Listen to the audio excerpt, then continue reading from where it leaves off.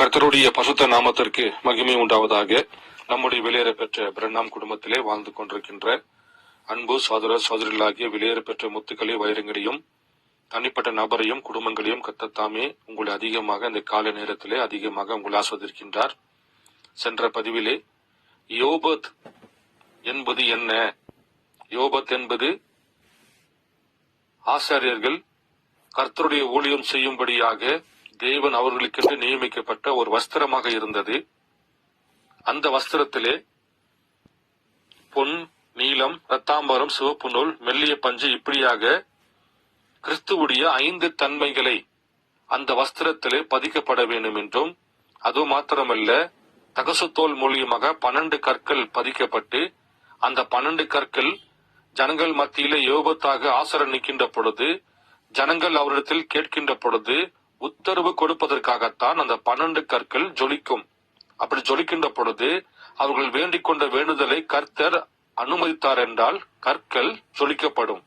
இப்படியாகத்தான் தேவன் ஒரு ஆசாரியன் போட வேண்டிய வஸ்திரமாக யோபத் இருந்தது.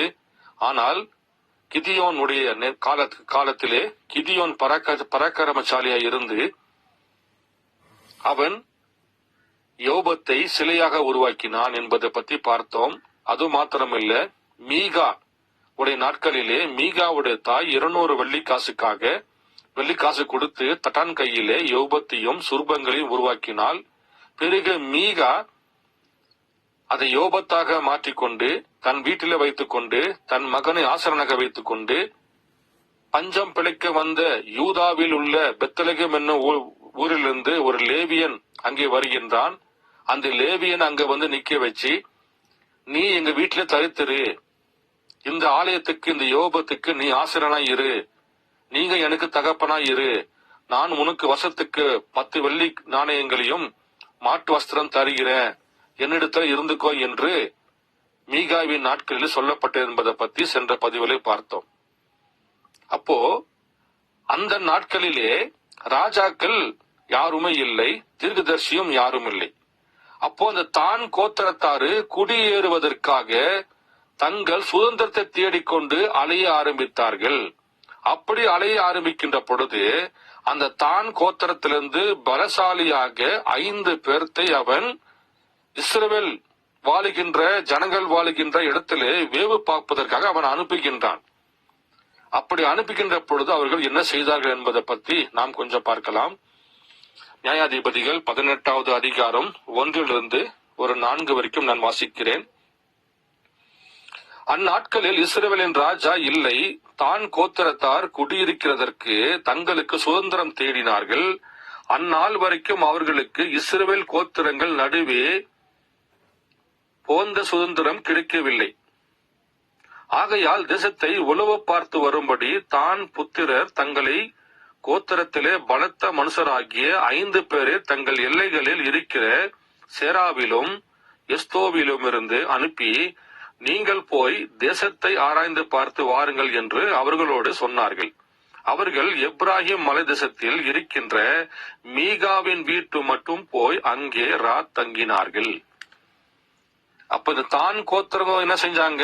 5 பேரு தாங்கள் சுதந்திரமாக இருக்கும்படியாக வேவு பார்ப்பதற்காக அந்த இடத்தை சுத்தி பார்க்கின்ற பொழுது அவர்கள் கடைசியாக வருகிற இடம் பாருங்கள், மீகாவின் வீட்டுக்குள்ள வந்து விடுகின்றார்கள். இரவு அங்கே தங்குகின்றார்கள். அப்போ தங்குகின்ற பொழுது அங்கே ஏற்கனவே மீகா ஒரு சின்ன ஒரு கோயிலை கட்டி அந்த சுரூபத்தை வைத்துக் கொண்டு யோபத்தை வைத்துக் கொண்டு அங்கே ஒரு ஆசாரியனாகிய இந்த லேவியனை வைத்திருந்தான். அந்த லேவி என்ன பண்றார்? அங்க ஜெபம் பண்றாரு. அந்த பாகாலுக்கு அவர் ஆராதனை செய்கின்றாரு. அப்படி ஆராதனை செய்கின்ற பொழுது இந்த 5 சகோதரர்களும் இந்த அந்த மிகப்பெரிய மனுஷர்களாகிய பலசாலியாக இந்த 5 விதமான மனிதர்களும் கேட்கின்றார்கள். பாருங்கள், வாசிக்கிறேன். அவர்கள் மீகாவின் வீட்டை இருக்கையில் லேவியனான வாலிபனுடைய சத்தத்தை அறிந்து அங்கே அவனிடத்தில் போய், உன்னை இங்கு அழைத்து வந்தது யார்? இவ்விடத்தில் என்ன செய்கின்றாய்? உனக்கு இங்கே என்ன இருக்கிறது என்று அவனிடத்தில் கேட்டார்கள். அப்ப இந்த 5 பேரும் பாருங்கள், இந்த லேவியன் அந்த சொரூபத்துக்கு ஆராதனை செய்கின்ற சத்தத்தை கேட்ட உடனே, நீ யாரு, எங்கிருந்து வந்த, என்ன பண்ற கேட்கின்ற பொழுது, அதற்கு அவன், இன்னபடி மீகா எனக்கு செய்தான், எனக்கு சம்பளம் பொருத்தினான், அவனுக்கு ஆசரானேன் என்றான். அப்பொழுது அவர்கள் அவனை நோக்கி, எங்கள் பிரயாணம் அனுகூலமாய் முடியுமா என்று நாங்கள் அறியும்படி தேவனிடத்தில் கேள் என்றார்கள்.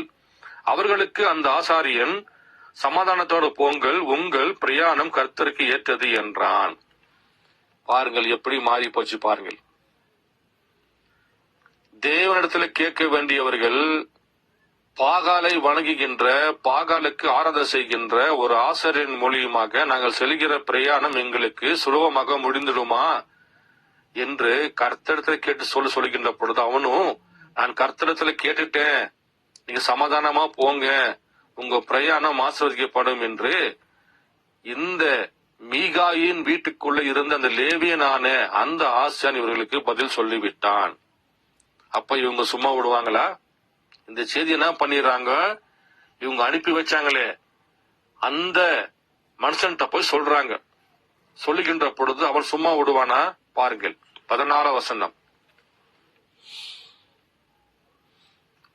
அப்பொழுது லாயிசின் நாட்டை உளவு பார்க்க போய் வந்த 5 மனுஷர்கள் தங்கள் சகோதரரை பார்த்து, இந்த வீடுகளில் யோபோத்தும் சுரூபங்களும் வெட்டப்பட்ட விக்கிரகமும் வார்ப்பிக்கப்பட்ட விக்கிரகமும் இருக்கிறது என்று உங்களுக்கு தெரியுமா? இப்போதும் நீங்கள் செய்ய வேண்டியதை யோசித்துக் கொள்ளுங்கள் என்றார்கள். அப்பொழுது அவ்விடத்திற்கு திரும்பி மீகாவின் வீட்டில் இருக்கிற லேவியனான வாலிபனின் வீட்டிலே வந்து அவனிடத்தில் சுகசெய்தி விசாரித்தார்கள். ஆயுதபாணிகளாகிய தான் புத்திரர் 600 பேரும் வாசற்படியில நின்றார்கள்.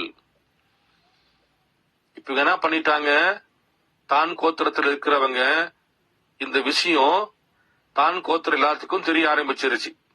இந்த மாதிரி மீகா வீட்டுக்குள்ள ஒரு யோபத்து இருக்குது, சொரூபங்கள் இருக்குது, ஒரு கோயில் கட்டி இருக்கிறான், அது மாத்திரமில்ல அதுக்கென்று ஒரு ஆசாரியர் நியமித்திருக்கிறான், அந்த ஆசாரியன் நாங்க பேசணும்.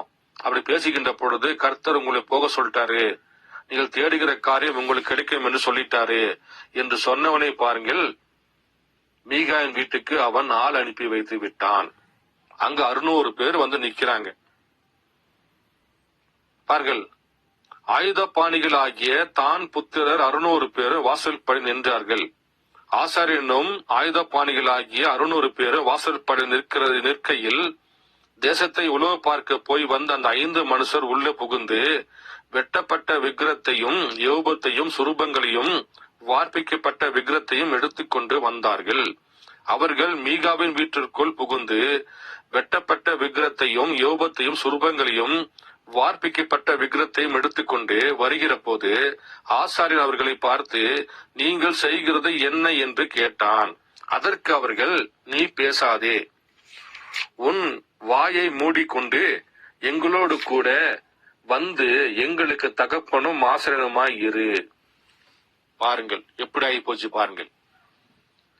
மீகா தனக்கென்று தன் வீட்டுக்குள்ள வைத்துக் கொண்டிருந்த அந்த ஆலயத்தை, சின்னதா ஒரு ஆலயத்தை கட்டி அங்கே சொரூபங்களையும் விக்கிரங்களையும் யோபத்தை வைத்துக் கொண்டு அதுக்கு ஆராதனை செய்யும்படியாக தன்னுடைய குமாரனை பிரதிஷ்டை பண்ணி இவனும் அதுக்கு ஆசிரியராக இருந்து, அது மாத்திரமல்ல பஞ்சம் பிழைக்க வந்த பெத்தலேகம்ல வந்த ஒரு லேவியனை பிடிச்சு அங்க நிக்க வச்சு, உனக்கு மாசம் இவ்வளவு பணம் தர, இவ்வளவு வஸ்திரம் தர சொல்லி அவனை ஒரு ஆசிரியனாகவும் தீர்க்கதரிசியாக வைத்து விட்டான். இதை அவர்கள் உளவு பார்க்க வருகின்ற பொழுது இவர்கள் அந்த யோபத்தையும் சொரூபங்களையும் வெட்டப்பட்ட விக்கிரகங்களையும் பாருங்கள் கைப்பற்றி அந்த ஆசிரியனை கூட விடல. நீயும் என் கூட வா, எங்க ஊருக்கு வா, இந்த யோபத்தை நாங்கள் கொண்டு செல்கின்றோம், இந்த விக்கிரத்தை கொண்டு செல்கின்றோம், எங்களுக்கு தெய்வமாக எங்க ஊர்ல கொண்டு போய் நாங்க வைக்க போகின்றோம், அதற்கு நீ ஆசிரியனாக வா, எங்களுக்கு நீ தகப்பனாயிரு என்று சொல்லி பாருங்கள். அந்த லேவினை கூட அவர்கள் விடவில்லை. பாருங்கள், அப்போ அந்த விக்கிரத்தை எடுத்தவனை பாருங்கள், அதற்கு அவர்கள், நீ பேசாதே, உன் வாயை மூடிக்கொண்டு எங்களோட கூட வந்து எங்களுக்கு தகப்பனும் ஆசிரியனுமாய் இரு, நீ ஒரே ஒருவன் வீட்டுக்கு ஆசிரியனாக இருக்கிறது நல்லதோ? இஸ்ரவேலில் ஒரு கோத்திரத்துக்கும் வசத்திற்கும் ஆசனாய் இருக்கிறது நல்லதோ என்றார்கள். அப்ப கேட்கிறாங்க அந்த லேவியன்ட்ட, நீ ஒரே ஒரு குடும்பத்திற்கு ஒரே ஒருத்தனுக்கு மட்டும் ஆசனா இருப்பதை காட்டிலும் எங்க கூட வந்துரு, எங்களுடைய தான் கோத்திரத்துக்கு நீ ஒரு ஆசிரியனாக, ஒரு லேவியனாக, ஒரு தீர்க்கதரிசியாக இருப்பது உனக்கு நல்லதல்லவா என்று கேட்டு பாருங்கள், அவனை கையோடு கூட்டிட்டு வந்து விட்டார்கள். அப்பொழுது ஆசரனுடைய மனது இதமியப்பட்டு அவன் யோபத்தையும் சுரூபங்களை வெட்டப்பட்ட விக்கிரத்தையும் எடுத்துக்கொண்டு ஜனங்களுக்குள்ள புகுந்தான். அவர்கள் திரும்பும்படி புறப்பட்டு பிள்ளைகளையும் ஆடு மாடுகளையும் பண்டம் பாடிகளையும் தங்களுக்கு முன்னே போகும்படி செய்தார்கள். அவர்கள் புறப்பட்டு மீகாவின் வீட்டை விட்டு கொஞ்ச தூரம் போன போது மீகாவின் வீட்டிற்கு அயல் வீட்டார் கூட்டங்கூடி தான் புத்திரரை தொடர்ந்து வந்து அவர்கள் பார்த்து கூப்பிட்டார்கள். அவர்கள் திரும்பி பார்த்து மீகாவை நோக்கி, நீ இப்படி கூட்டத்துடன் வருகிற காரியம் என்ன என்று கேட்டார்கள். அதற்கு அவன், நான் உண்டு பண்ணின என்னுடைய தெய்வங்களையும் அந்த ஆசரனையும் கூட நீங்கள் கொண்டு போகிறீர்களே, இனி எனக்கு என்ன இருக்கிறது? நீ கூப்பிடுகிற காரியம் என்ன என்று நீங்கள் என்னிடத்தில் எப்படி கேட்கலாம் என்றான். தான் புத்திரர் அவனை பார்த்து, எங்கள் காதுகள் கேட்க கூக்குரல் இடாதே, இட்டால் கோபிகள் உங்கள் மேல் விழுவார்கள். அப்பொழுது உன் ஜீவன் உன் வீட்டாரின் ஜீவனும் மோசம் வருந்திக் கொள்வாய் என்று சொல்லி தங்கள் வழியிலே நடந்து போனார்கள். அவர்கள் தன்னை பார்க்கிலும் பலத்தவர்கள் என்று மிக கண்டு அவன் தன் வீட்டுக்கு திரும்பினான். அப்ப என்ன பண்ணிடுறாங்க பாருங்க, இந்த யோபத்தை கொண்டு போறாங்க. மீகா ஓடி போய் என்னோட வீட்டில் இருக்கிற சொரூபத்தையும் நான் நியமிக்கப்பட்ட ஆசனை கூட்டிட்டு போய் சொல்லுகின்ற பொழுது, இதோட திரும்பி போயிரு, இல்லைனாக்கா நான் உங்களை கொன்று போடுவேன் சொன்னவனை பார்கள். அவன் திரும்பி போய்விட்டான். அப்ப என்ன செய்தார்கள், தான் கோத்திரம் இந்த யோபத்தையும் விக்கிரத்தையும் வெட்டப்பட்ட சொரூபத்தையும் அவர்களுடைய கோத்திரத்தில் வாழுகிற அனைத்து ஜனங்களும் பாருங்கள் தெய்வமாக தொழுக ஆரம்பித்து விட்டார்கள். அதற்கு இந்த லேவியனை ஒரு ஆசனக வைத்துக் கொண்டு தீர்க்கதரிசியாக வைத்துக் கொண்டு அவன் சொல்லுகிற வார்த்தைக்கு பாருங்கள் அவர்கள் கீழ்ப்படி ஆரம்பித்தார்கள். அங்கே பாருங்கள், யோபத்து என்னாகிவிட்டது? யோபத்து சிலையாக மாறிவிட்டது. யோபத்து விக்கிரகமாக மாறிவிட்டது. யோபத்து வெட்டப்பட்ட கற்களாக மாறி அது சிலை வழிபாடாக மாறிவிட்டது. தேவன் சொன்னது என்ன? ஆசாரியன் என்னுடைய சமூகத்துக்கு முன்பாக எனக்கு ஊழியம் செய்கின்ற பொழுது இந்த யோபத்து ஒரு ஆசாரியன் போட வேண்டிய வஸ்திரம் நிலை அங்கியாக இருக்க வேண்டும் என்று தான் தேவன் கட்டளை கொடுத்தார். ஆனால் காலம் செல்ல செல்ல பார்ப்பீரென்றால் யோபத்தை ஜனங்கள் சிலையாக வடிவமைத்துக் கொண்டு தனக்கு இஷ்டம் போல அதை தொழுது கொண்டு அதற்கென்று ஆசனக நியமிக்கப்பட்டு திருசு நியமிக்கப்பட்டு ஜனங்கள் அந்த யோபத்தினுடைய வார்த்தைகளை ஆசன வார்த்தையில் கேட்க ஆரம்பித்து விட்டார்கள். தேவன் சும்மா இருப்பாரா? பாருங்கள், தேவன் தான் என்ற கோத்திரத்தை பாருங்கள் தேவன் அங்கே கொன்று போடுகின்றார். அப்படி கொன்று போடுகின்ற பொழுது தேவன் மறுபடியுமாக தன்னுடைய வார்த்தையை, தன்னுடைய ஆசாரியத்துவத்தை, தன்னுடைய ஊழியக்காரன் போட வேண்டிய அந்த வஸ்திரத்தை மறுபடியும் பாருங்கள் தேவன் தீர்க்கதரிசியாகிய சாமுவேலுக்கு தருகின்றார். பாருங்கள், மறுபடியும் தேவன் தான் சொன்ன வார்த்தையின் பிரகாரம் இந்த யோபத்தை சாமுவேல் போடும்படியாக தேவன் அனுமதி கொடுக்கின்றார். பாருங்கள், அதை நாம் கொஞ்சம் வாசிக்கலாம். பாருங்கள், சாமுவேல் நாட்களிலே ஏலிதான் ஆசிரியனாக இருந்தான். அந்த ஏலி என்ன செய்தார்? எல்லாத்துக்குமே தெரியும். ஏலி தன் பசங்களை சரியான பாதையிலே வழிநடத்தவில்லை. ஆலயத்தில் இருக்கிற காசை அவர்கள் காணிக்கைகளை திருட ஆரம்பித்தார்கள். பெண் பிள்ளைகளை அவர்கள் தவறான பாதையிலே அவர்கள் வழிநடத்த ஆரம்பித்தார்கள். ஒரு உலகத்தாரை போல ஏலியின் பிள்ளைகள் பாருங்கள் சபைக்குள்ள மிகவும் அக்கிரமம் செய்து கொண்டிருந்தார்கள். ஆனால் தேவன் ஏலிகிட்ட சொன்னாரு, ஆனா ஏலி கேட்கவே இல்லை. அப்ப தேவன் சொல்றாரு, ஏலியுடைய பசங்க பேலியாலின் மக்களாக இருந்தார்கள் என்று தேவன் சொல்கின்றார். அப்ப ஏலி 40 வருஷமாக ஆசிரியனாக வாழ்ந்து கொண்டிருந்தால் கூட தன் பிள்ளைகளை அவன் சரியான வளர்ப்பிலே வளர்க்கவில்லை. பாருங்கள், 1 சாமுவேல் 2ஆம் அதிகாரம் 12 வசனத்தை வாசிக்கிறேன். ஏலியின் குமாரர் பேலியாலின் மக்களாக இருந்தார்கள், அவர்கள் கர்த்தரை அறியவில்லை. பாருங்கள், ஒரு ஆசாரியனுடைய மகன் தன்னுடைய தகப்பன் தேவனுக்கென்று செய்கின்ற அந்த ஊழியத்தையும் வார்த்தையும் அறியாத பேலியாலின் பிள்ளை பிசாசுடைய பிள்ளையாக இருந்தார் என்று வேதம் போதிக்கிறது. யாருங்க? ஒரு ஆசாரியனுடைய மகன்கள் பிசாசுடைய பிள்ளையாக இருக்கிறார்கள், தேவனை அறியாத பிள்ளைகளாக இருக்கின்றார்கள். அப்படி இருக்கின்ற பொழுது தேவன் தன்னுடைய வார்த்தையை அந்த ஜனங்களுக்கு மத்தியில் தன்னை வெளிப்படுத்த வேண்டும் என்றால் தேவன் அங்கே ஒரு தீர்க்கதரிசியை உருவாக்க வேண்டும்.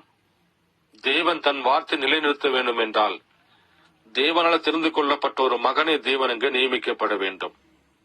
ஆனா இவங்க என்ன பண்ணாங்க? தான் கோத்திரத்துல ஒரு மனுஷனுக்கு மாத்திரம் நீ ஆசனா இருக்கிற, ஒரு குடும்பத்திற்கு மாத்திரம் நீ ஏபத்தை வச்சு கொண்டிருக்கின்ற, எங்க கூட வா, நாங்கள் பொதுவாக வைக்கின்றோம், யாரு வேணாலும் தொழுது கொள்ளலாம்.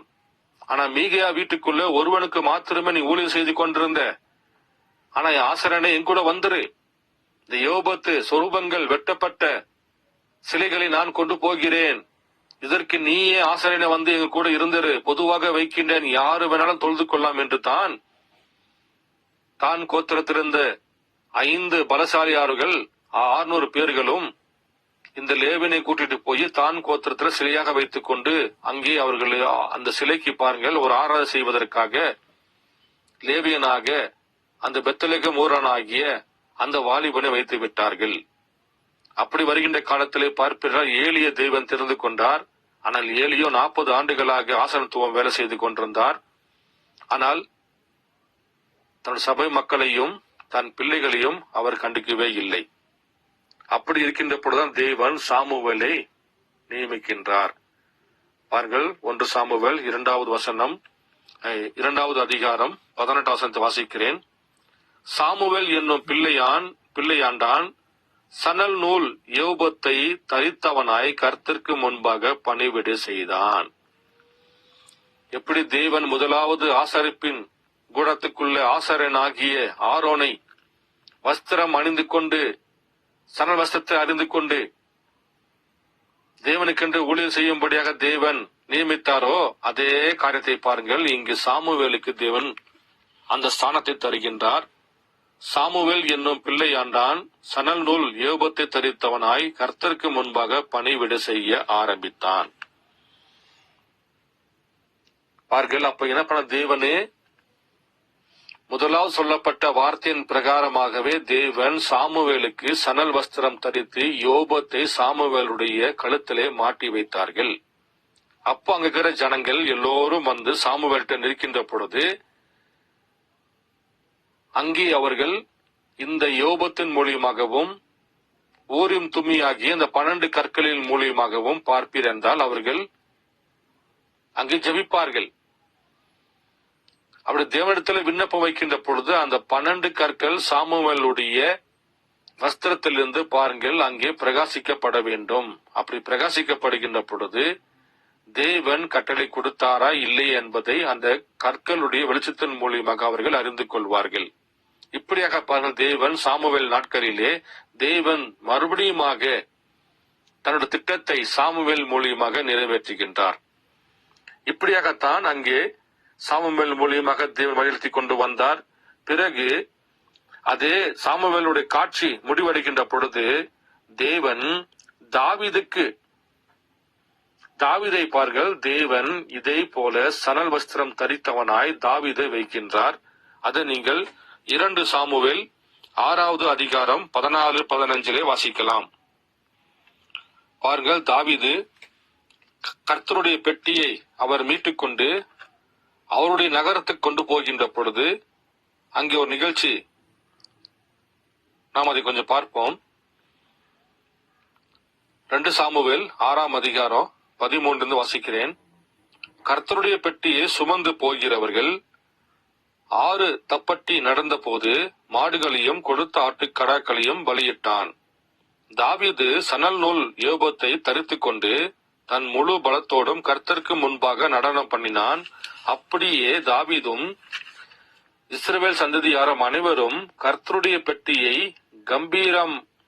கம்பீர சதத்தோடும் எக்கால் தொனியோடும் கொண்டு வந்தார்கள்.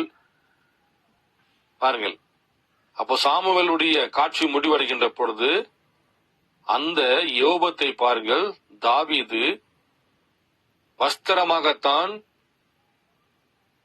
தன்னுடைய தோளில் போட்டுக்கொண்டு அவன் நடனமாடிக்கொண்டு வந்தான் என்று வேதம் போதிக்கிறது. ஆனால் மீகாவின் நாட்களிலும் கிதியோன் நாட்களில் பார்ப்பீர் என்றால் இது சணல் வஸ்திரமாக ஒருவன் போடக்கூடிய ஆடையாக இல்லாதபடிக்கு அவர்கள் அதை பாகாலுக்கு செலுத்தி விட்டார்கள். யோபத்தை சுரூபங்களாக உருவாக்கி விட்டார்கள். யோபத்தை வெட்டப்பட்ட கற்களாக சிலையாக அவர்கள் வடிவமைத்து விட்டார்கள். ஆனால் தேவன் சாமுவேல் மூலியமாகவும் தாவீதின் மூலியமாகவும் தேவன் தான் சொல்லப்பட்ட வார்த்தையை தேவன் காத்து கொண்டு வந்தார். பிறகு இந்த யோபத்து அப்படியே கடந்து வந்து இந்த யோபத்து இயேசு கிறிஸ்துவாக நடமாடக்கூடிய மனிதனாக யோபத்தாக தேவன் மாம்சத்தில் வெளிப்பட்டு விட்டார். பாருங்கள், 400 ஆண்டுகளாக இயேசு கிறிஸ்து வருவதற்கு முன்பாக 400 ஆண்டுகளாக பார்ப்பீர் என்றால் இந்த யோபத்தை ஜனனம் செய்து விட்டார்கள். தீர்க்கதரிசி இல்லாத காலமாக இருந்ததினாலே மறுபடியுமாக பாருங்கள், சிலை வழிபாடுக்குள்ள இவர்கள் கூட்டி சென்று விட்டார்கள். பாகால் தோப்புகளாக மாறுகிறது. எங்கு பார்த்தாலும் சிலை வழிபாடுகள். இப்படியாக 400 ஆண்டுகளாக மல்கியா நாட்களில் பார்ப்பீர் என்றால் இப்படியாகவே கடந்து கொண்டு வந்துவிட்டது. பிறகு பாருங்கள், அந்த யோபத்து இயேசு கிறிஸ்துவின் நாட்களிலே அந்த யோபத்து இயேசு கிறிஸ்துவாக வெளிப்பட ஆரம்பித்தது. நடமாடக்கூடிய மனிதனாக, பேசக்கூடிய மனிதனாக, பார்க்கக்கூடிய மனிதனாக. ஏனென்றால் யோபது நேரத்தில் ஒருத்தர் போய் நிற்பாங்க, அங்க நின்றுகிட்டு அங்கே ஜெபம் செய்கின்ற பொழுது கர்த்தர் அனுமதித்தால் அந்த கற்கள் பிரகாசிக்கப்படுகிறது. அதே போல பாருங்கள், இயேசு கிறிஸ்துவுக்கு முன்பாக வந்து நிற்கின்ற பொழுது குருடர்கள் பார்வை அடைகின்றார்கள், முடவர்கள் நடக்கின்றார்கள்,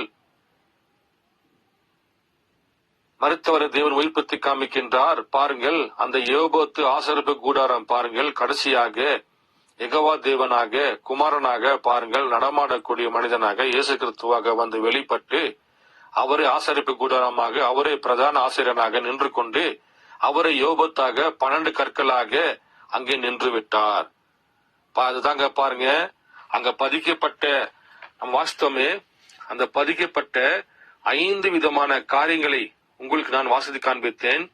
யாத்திராகமும் 28வது அதிகாரம் 5வது வசனத்தின் பிரகாரம் அதை நான் கொஞ்சம் உங்களுக்கு வாசிக்கிறேன்.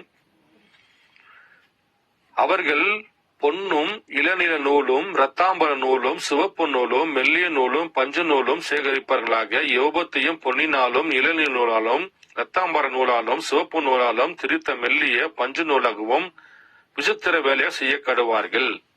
இந்த 5 தன்மை, இந்த 5 விதமான தன்மையை பாருங்கள். அது இயேசு கிறிஸ்துவுடைய தெய்வீக தன்மை. பொன் என்பது தெய்வீக தன்மை, நீலம் என்பது பரலோகத்தை குறிக்கிறது, இரத்தாபரம் என்பது ராஜரிகத்தை குறிக்கிறது, சிவப்பு நூல் என்பது பலியை குறிக்கிறது, மெல்லிய பஞ்சு நூல் என்பது நீதியை குறிக்கிறது. இந்த 5 விதமான தன்மைகளை தேவன் யோபத்துக்குள்ள வைத்திருந்தார். அந்த யோபத்தின் நாட்கள் கடந்து தேவன் ஜனங்கள் மனம் திரும்பாமல் வெறும் பலியை மாத்திரம் கொடுத்துக்கிட்டு அவர்கள் மனம் திரும்பாதபடிக்கு அவர்கள் செய்த பாவங்களுக்கு ஒரு ஆடை பலி கொடுத்து அந்த ஆடு தான் மரித்து போகிறது தவிர ஜனங்கள் மனம் திரும்பவில்லை. இந்த வருடம் ஒருத்தன் ஒரு கடா வெட்டி தேவனுக்கு பலி கொடுப்பான் என்றால் அடுத்த வருடம் அதிக பாவம் செய்து அவன் 2 கடாக்களை வெட்டி தேவனுக்கென்று தன் பாவங்களை மன்னிக்கப்படுவதற்காக அடுத்த வருஷம் வருகின்ற பொழுது அங்கே பாவத்தின் எண்ணிக்கை ஜாஸ்தியாக இருக்கிறது. ஆனால் அவன் மனம் திரும்பவில்லை. வருடம் மிருகங்களாகிய ஆடுகள் தான் அங்கு வெட்டப்படுக தவிர யாருடைய இருதயமும் மனம் திரும்பவில்லை. தன் பாவங்களுக்காக அவர்கள் சங்கடப்படவில்லை, தன் பாவங்கள் அவர்கள் வருத்தப்படவில்லை. ஆனால் மிருகங்கள் வருடதோறும் எண்ணிக்கை தாசியாகிக் கொண்டு இருந்தது. தேவன் பூமிக்கு இறங்கி வந்து தானே பலியாக நடமாடக்கூடிய மனிதனாக, நடமாடக்கூடிய செம்மறியாடாக பலி கொடுப்பதற்காக பாருங்கள், தேவனே ஜீவ பலியாக யோபத்தாக வெளிப்பட்டு ஜனங்களுக்கு முன்பாக இந்த யோபத்தின் மூலியமாக வெளிப்படுகிற அந்த ஒளியின் கற்கள் மூலியமாக வெளிப்படுகின்ற அனைத்து விதமான கர்த்தருடைய கட்டளைகள் பாருங்கள், இயேசு கிறிஸ்துவின் மூலியமாக நடமாடக்கூடிய யோபத்தாக நின்று கொண்டு ஜனங்கள் மத்தியிலே பிரகாசித்துக் கொண்டிருந்தார். அவர் முன்பாக வருகின்ற அனைத்து விதமான பிள்ளைகளையும் பாருங்கள் தேவன் குணமாக்கினார். பாருங்கள் எப்படியாக தேவன் கடைசியாக யோபத்து பாருங்கள், இயேசுகிறிஸ்து நாட்களிலே யோபத்து இயேசுகிறிஸ்துவாக நடமாடக்கூடிய மனிதனாக, நடமாடக்கூடிய ஆசரிப்பு கூடாரமாக, நடமாடக்கூடிய பலியாக, நடமாடக்கூடிய சமூக தப்பங்களாக, நடமாடக்கூடிய ஆசாரிப்பாக பாருங்கள், ஆசிரியராக தேவன் இயேசுகிறிஸ்துவாக நின்று விட்டார். அப்போ சும்மா விட்டாங்களா இவங்க? அந்த யோபத்தை அவர்கள் மறுதலித்தார்கள். அந்த யோபத்துக்கு பதிலாக பரபாசை ஏற்றுக்கொண்டார்கள். அந்த யோபத்தை அவர்கள் பெயர் சுபல் என்று சொன்னார்கள். அந்த யோபத்தை அவர்கள் குறிசொல் என்று சொன்னார்கள். அந்த யோபத்தை அவர்கள் பிசாசு பிடித்து சொன்னார்கள். அந்த யோபத்தை அவர்கள் போஜன பிரி என்று